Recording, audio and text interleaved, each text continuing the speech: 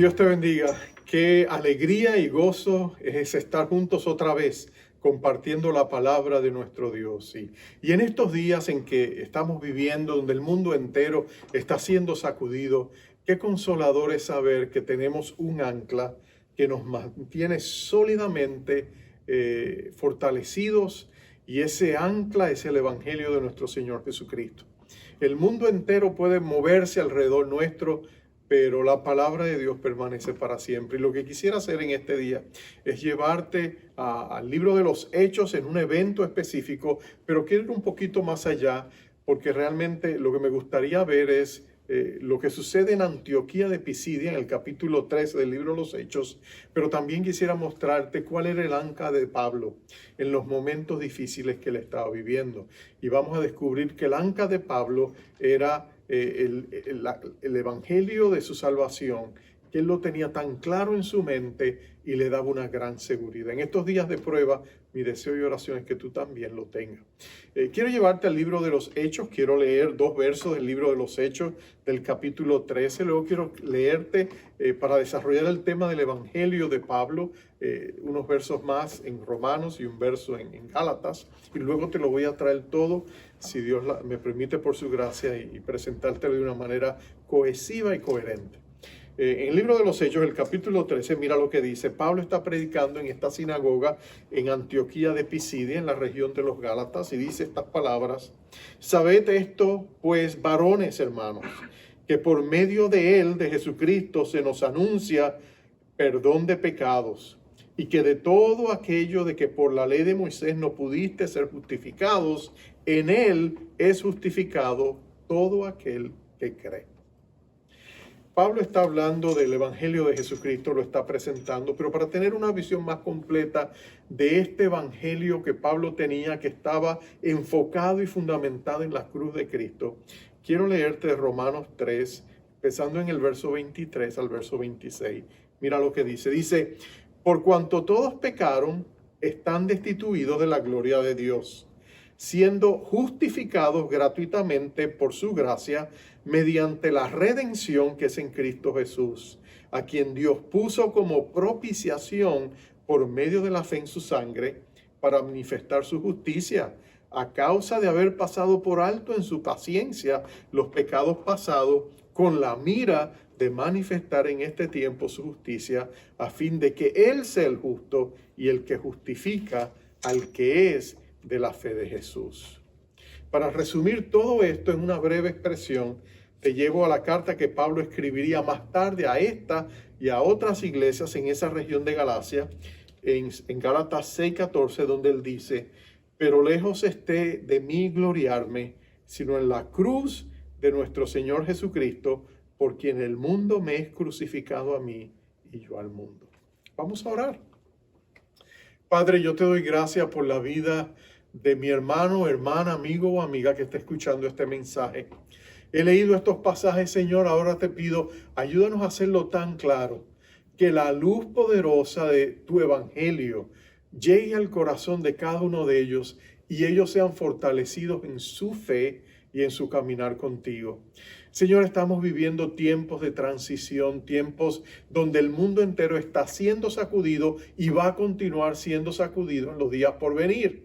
Pero Señor, nuestra esperanza y fortaleza está en ti, porque tu iglesia y nuestras vidas están ancladas a ti de una manera que aunque todo alrededor nuestro se ha sacudido, nosotros estamos seguros, fortalecidos, guardados y protegidos bajo la sangre preciosa de nuestro Señor Jesucristo y en el hueco de su mano donde nada ni nadie nos puede arrebatar. Así que nos gozamos y celebramos la grandeza de nuestro Rey Jesús y su poderoso reino que está viniendo sobre nuestras vidas. A Él sea la gloria por los siglos de los siglos. Amén y amén. Su nombre era Nicolás Ludwig von Zinzendorf.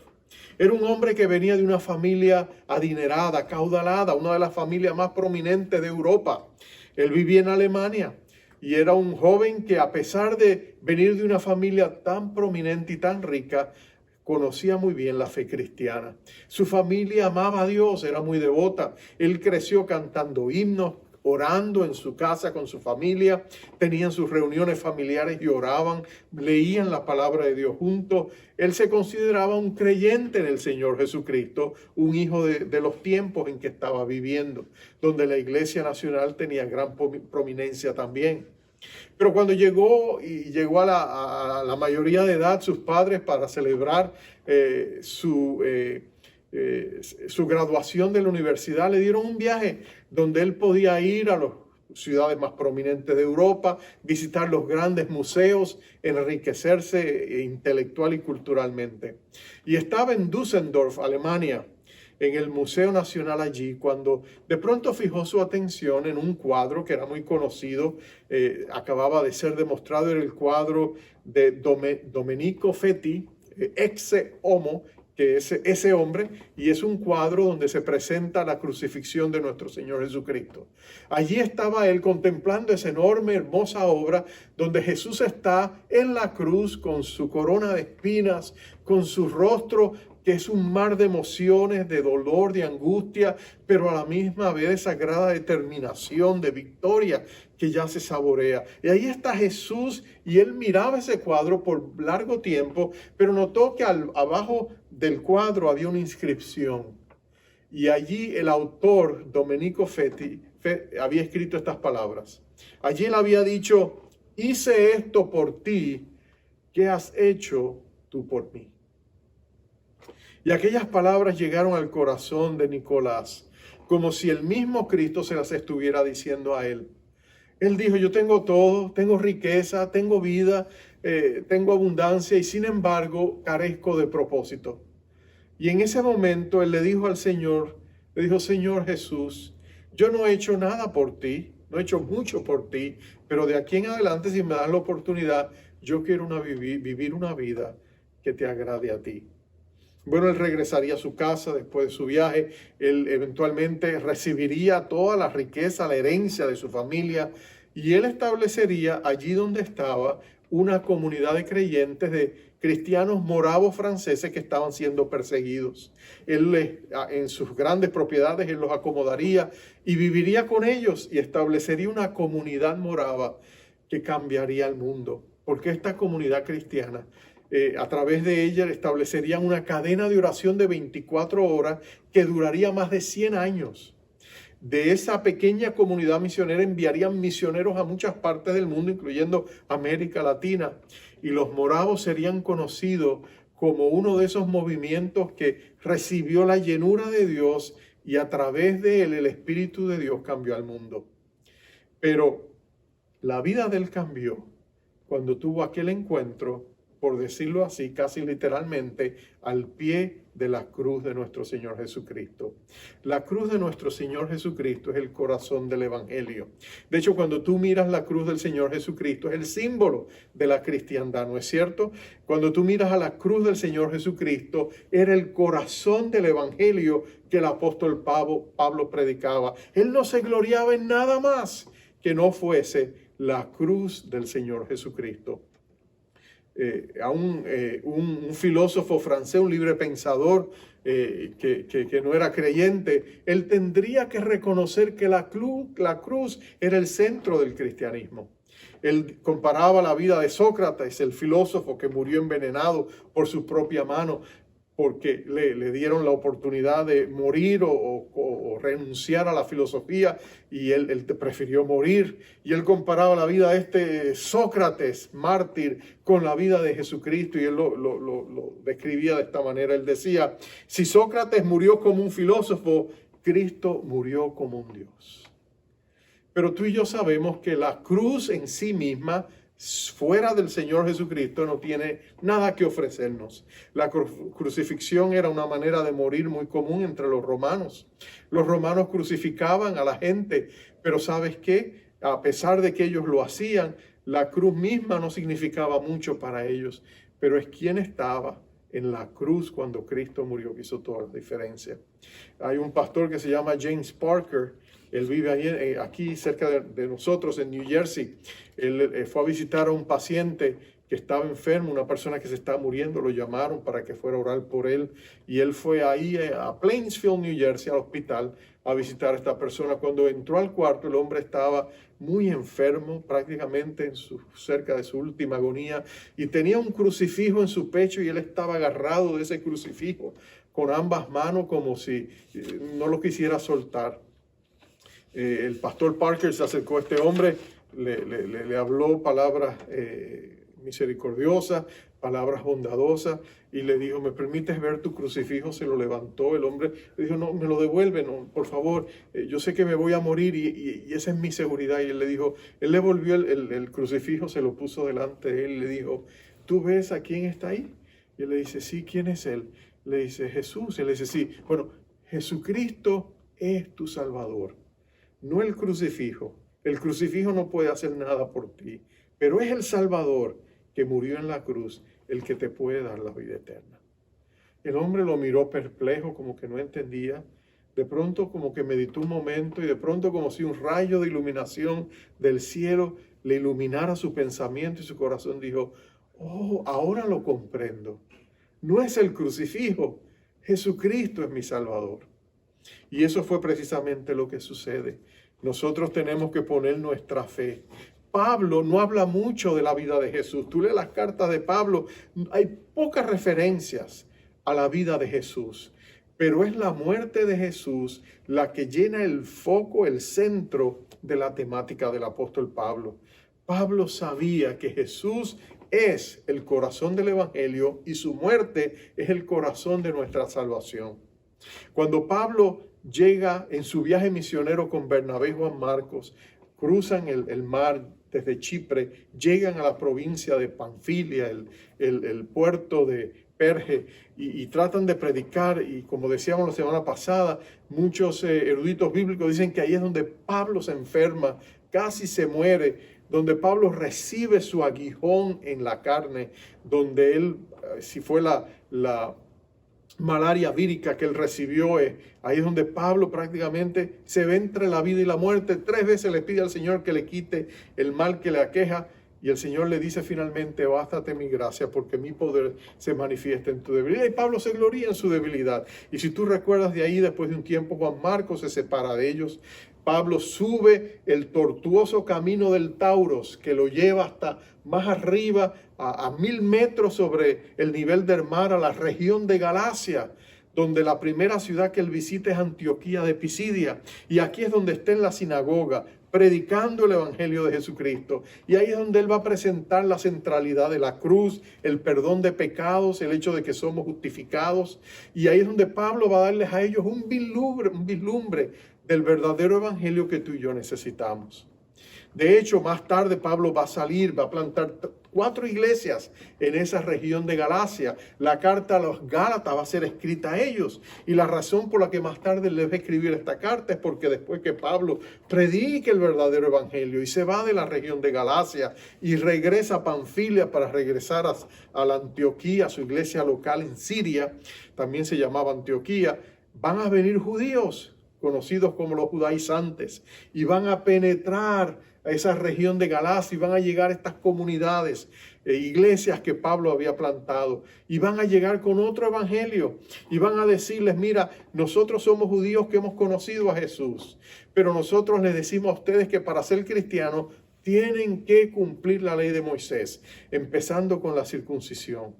Y por eso Pablo va a escribir esa carta cuando él se entera, para decirles a ellos, oh insensatos, ¿cómo es posible que crean en otro evangelio del cual yo les he predicado? ¿Cómo es posible que se hayan dejado embrujar por alguien que le está predicando un evangelio diferente? Y Pablo entonces vuelve a enfatizarles a ellos el verdadero evangelio que está centrado en la cruz de Cristo. Yo quisiera, usando el pasaje de Romanos y esos pasajes que hemos leído, ayudarte a entender con claridad cuál es el verdadero evangelio de nuestro Señor Jesucristo. Porque si algo tú y yo necesitamos en esta pandemia es tener una doctrina pura, sana y fundamental de lo que es nuestra fe cristiana. Si nosotros tenemos eso claro, nuestra seguridad va a estar firmemente y sólidamente puesta en esa preciosa cruz que Dios nos ha dado y en la realidad de nuestra salvación. Para hacerlo, quiero tomar 4 palabras, que es lo que Pablo hace. Pablo toma 4 palabras a lo largo de su exposición del Evangelio. Estas 4 palabras son tomadas de diferentes aspectos de la cultura greco-romana en que ellos vivían. Y cada una de estas palabras nos va a ayudar a entender por qué podemos tener la seguridad de que somos salvos en Jesús. La primera palabra es la palabra expiación. Expiación. Pablo la toma prestada del altar de sacrificios. La palabra expiación en las religiones paganas y aún en el judaísmo se practicaban los sacrificios. El hombre entendía que había una separación entre nosotros y Dios y que para poder acercarnos necesitamos un puente. Y por eso ellos presentaban sacrificios a Dios para apaciguar. En el caso de los paganos, ellos pensaban que era para apaciguar la ira de los dioses, pero en el caso de los creyentes judíos era para satisfacer la justicia de Dios. Porque para el judío el altar era el lugar donde la misericordia de Dios se encontraba con la justicia de Dios. Y el altar era el lugar. Expiación era la ofrenda que se presentaba, el acto de hacer la ofrenda. Bueno, lo que Pablo le está diciendo es que Jesucristo es el Cordero de Dios que quita el pecado del mundo, como Juan había predicado. Que en Jesucristo Dios había presentado el sacrificio perfecto. Que la sangre preciosa de su hija en la cruz era lo que permitía que ahora nosotros recibiéramos el perdón de nuestros pecados. En otras palabras, Dios tomó nuestro lugar, puso a su Hijo, y el sacrificio del Señor Jesucristo es lo que lo hace posible. Entonces, nosotros entendemos que la cruz y la expiación por nuestros pecados fue hecha en esa cruz, y por eso tú y yo sabemos que nuestros pecados han sido perdonados porque la sangre de Cristo satisface la justicia de un Dios santo que no puede tolerar el pecado. Entonces, nuestra fe está puesta no en nuestros méritos personales, sino en el hecho de que cuando Cristo murió por nosotros, efectivamente nuestros pecados fueron perdonados. ¿Y por qué esto es importante? O porque muchas veces tú y yo luchamos con nuestros pecados, ¿no es cierto? El acusador viene y nos pega duro, nos hace sentir de que porque seguimos pecando tenemos lucha en la carne o porque nos cuesta confiar en Dios, que de alguna manera Dios no nos puede perdonar, que de alguna manera nuestra salvación no puede estar segura porque nosotros fallamos. Pero tú y yo tenemos que entender algo.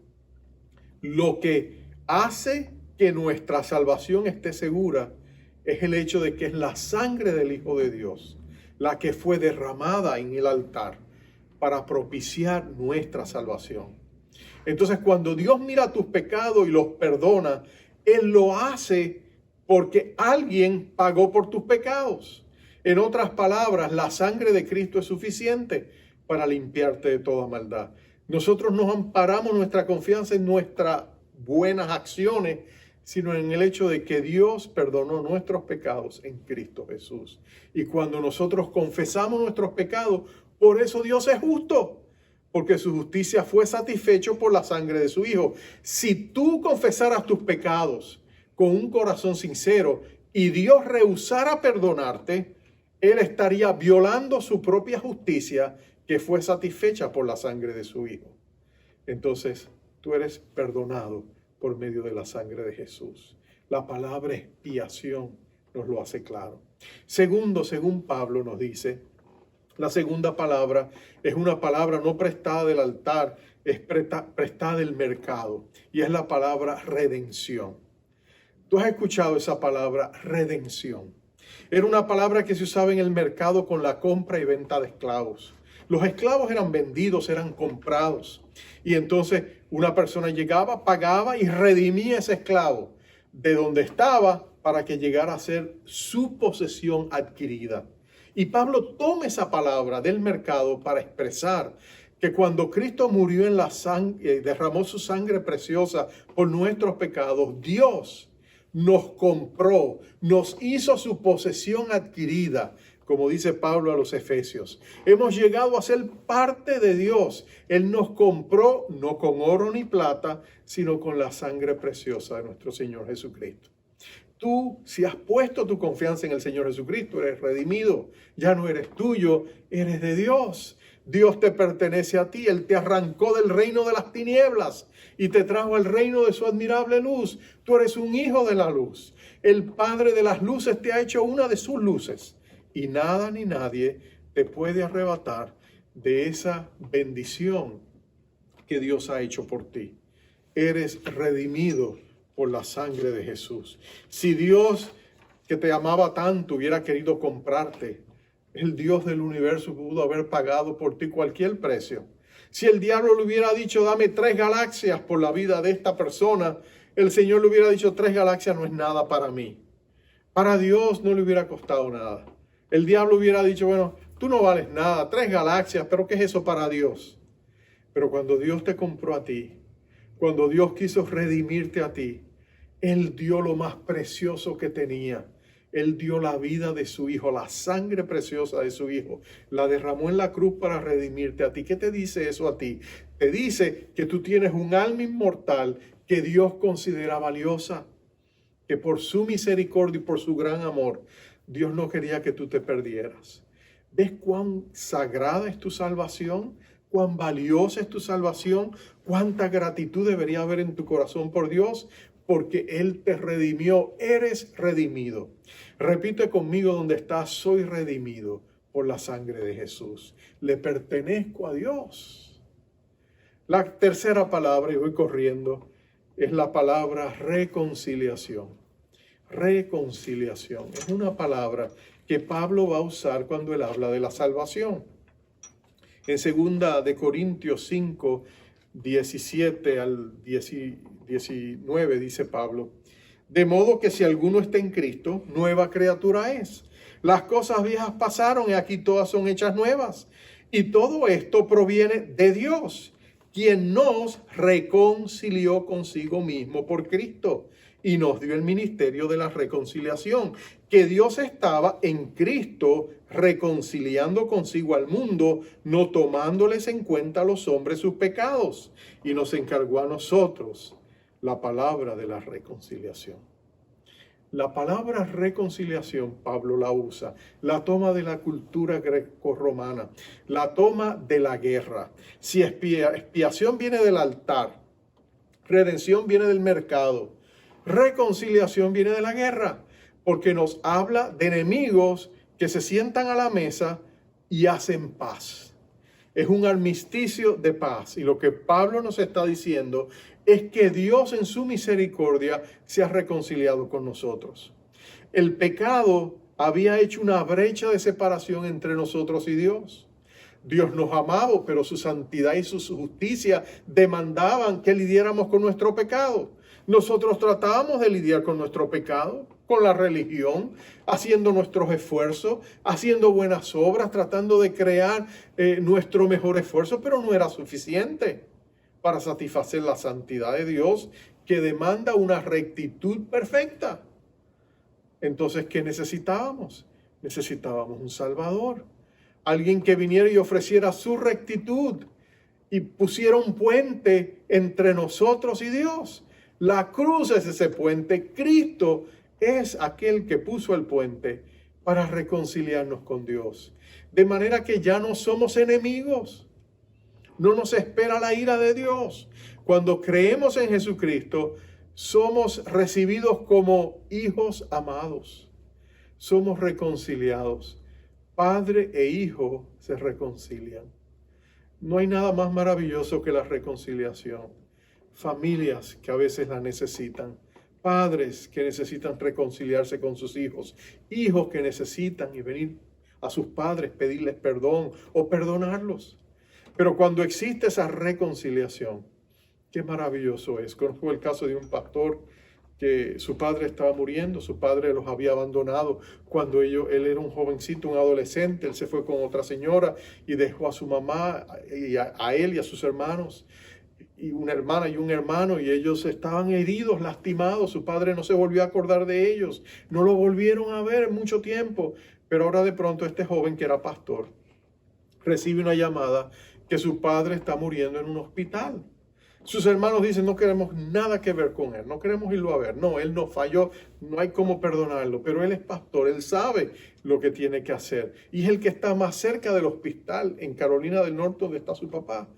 Así que él, con el corazón en sus manos, hace el viaje, llega al hospital, llega al lugar donde su padre está allí muriendo. Y allí él se sienta con su padre y ocurre la más preciosa reconciliación. Su padre le pide perdón. Su padre le dice: yo cometí una tremenda atrocidad al abandonarle a ustedes. Yo cometí, por favor, perdóname. Y él no solamente le perdona, le presenta el evangelio, y su padre recibe a Cristo antes de morir. Ese es el evangelio de la reconciliación, y es solo posible porque la cruz de Cristo lo hace posible.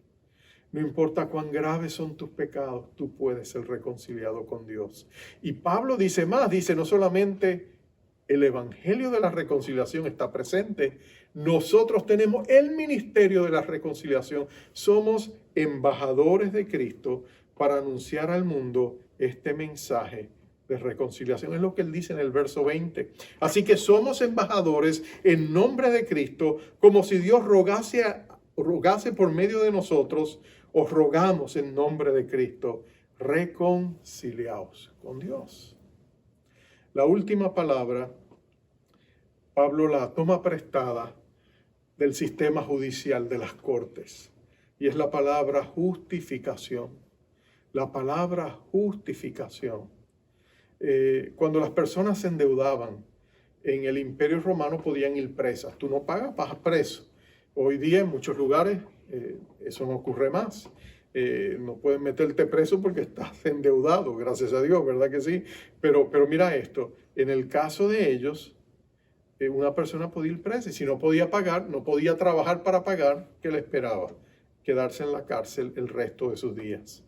Pero la justicia ha sido una provisión. Si tú no puedes pagar, alguien puede pagar por ti. Después que se pague la deuda, todo está perdonado. Quedas exonerado.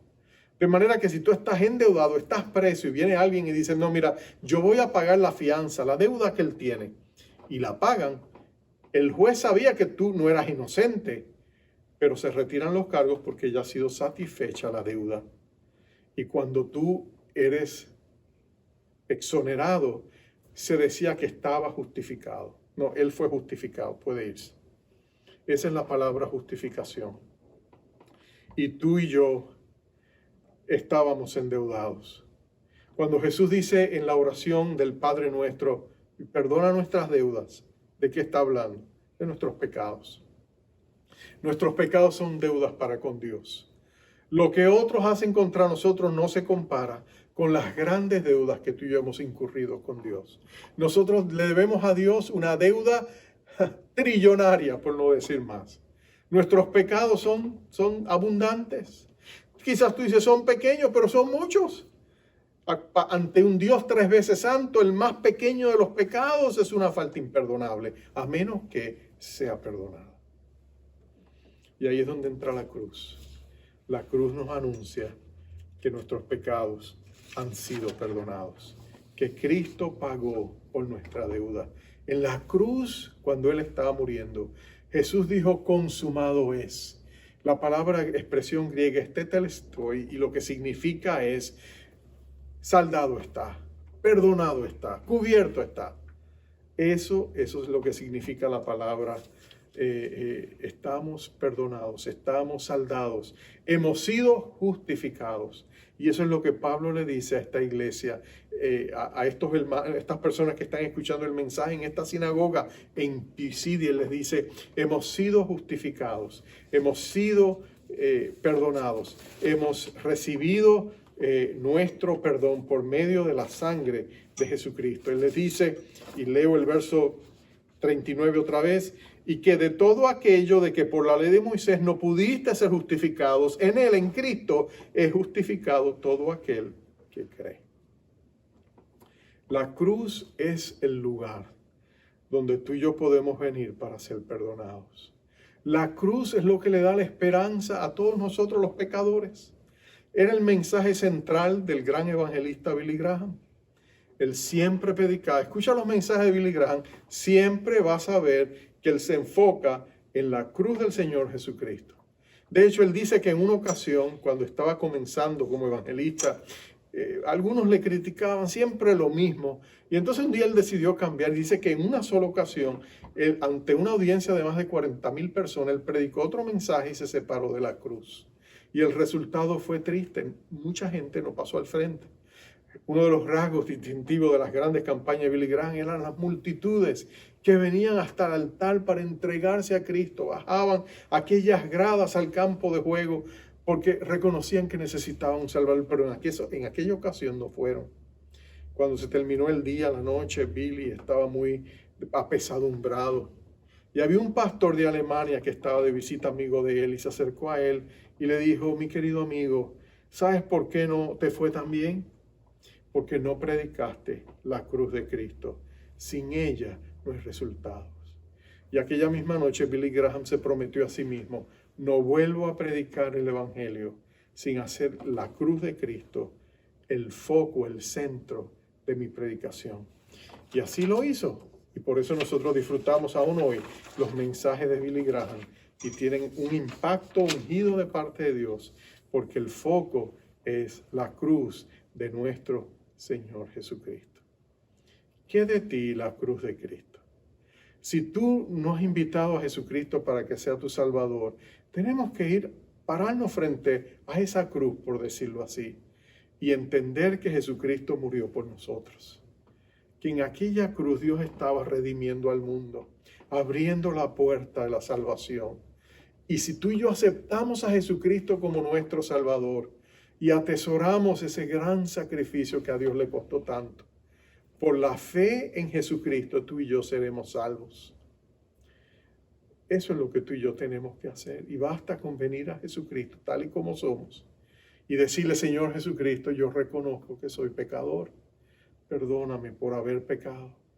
Creo que tú moriste en la cruz del Calvario por mis pecados. Acéptame, Señor, dame tu salvación. Y en ese instante Dios te dará la vida eterna. O quizá tú eres un creyente. Y a veces como creyente, como ya sabemos que somos salvos, a veces nuestros corazones se llenan de tantas cosas, ¿no?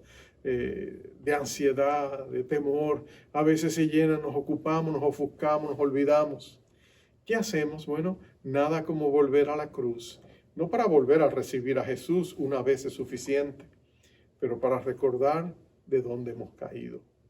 Eric Frankenberg era un misionero usado por Dios en muchos lugares. Su ministerio entre musulmanes fue increíble y era un gran predicador, tenía siempre grandes anécdotas. Y en una ocasión alguien le preguntó: hermano, ¿qué hace usted cuando su corazón se enfría? ¿Qué hace usted cuando usted siente que...?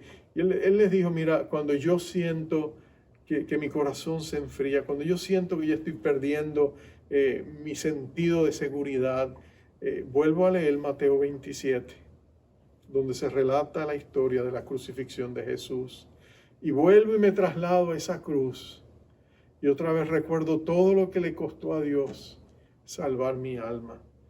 Él pensaba en la expiación, pensaba en la redención, pensaba en la reconciliación, pensaba en la justificación, todo lo que Dios hizo por ti, por mí. Él decía: basta con unos momentos de meditar para volver a encender mi corazón en fuego, humillarme delante de Dios, pedirle perdón y decirle: Señor, levántame otra vez, restáurame, porque hay poder en la cruz de Cristo. Ese era el mensaje de Pablo, no solamente a las iglesias de Galacia.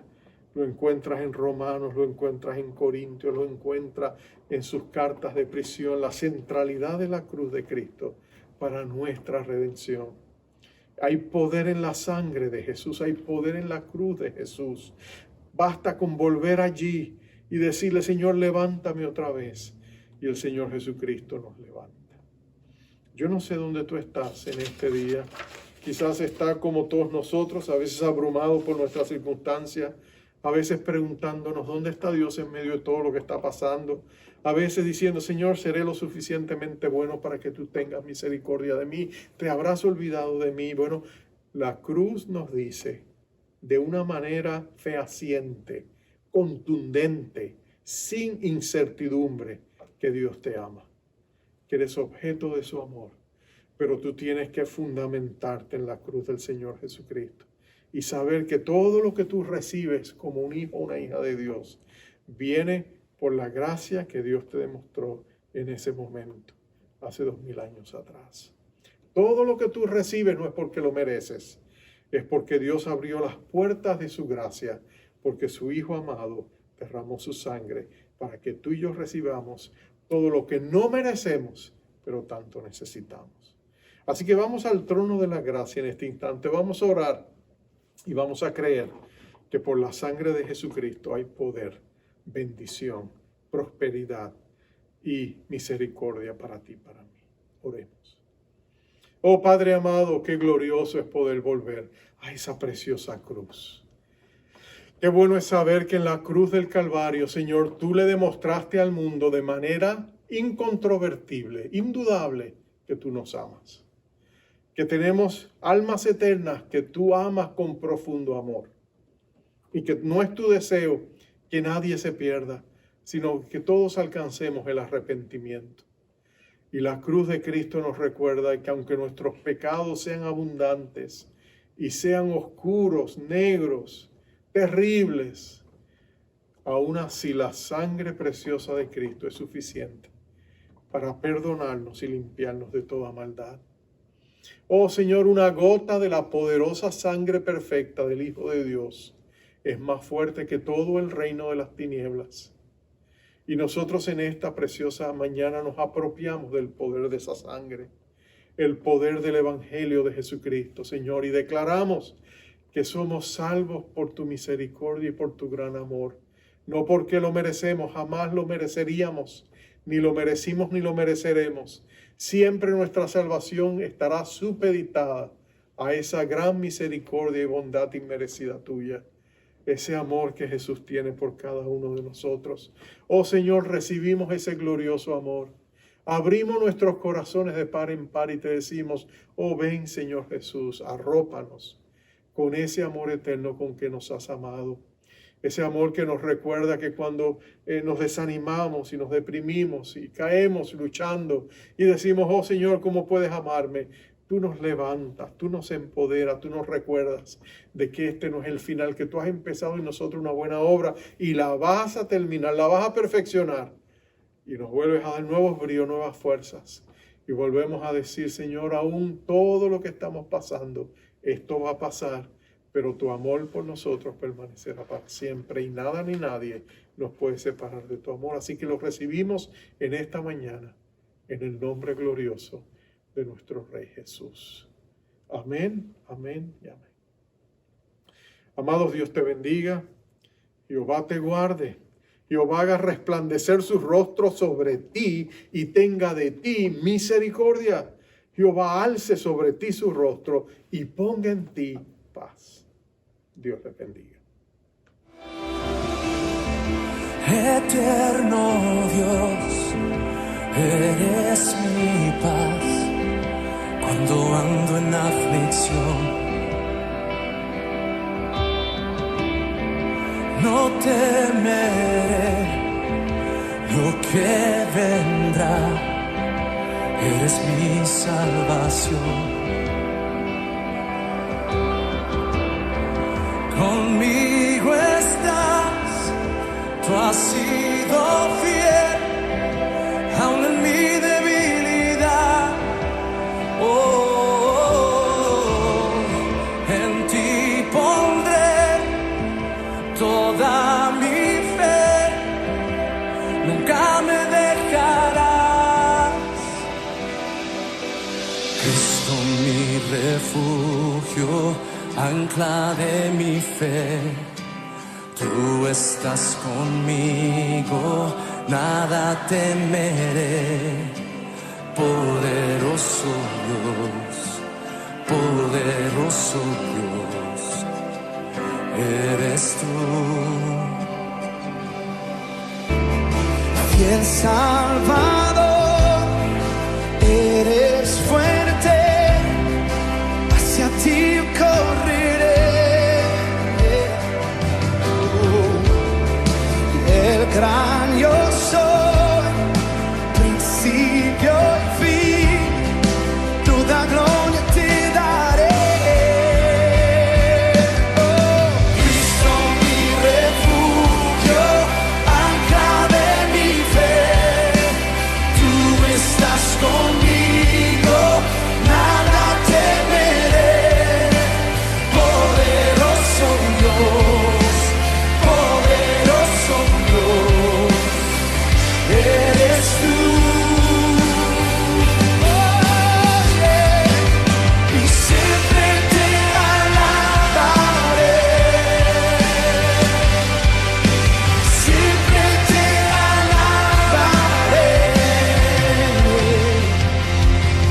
Cristo mi refugio, ancla de mi fe, tú estás conmigo.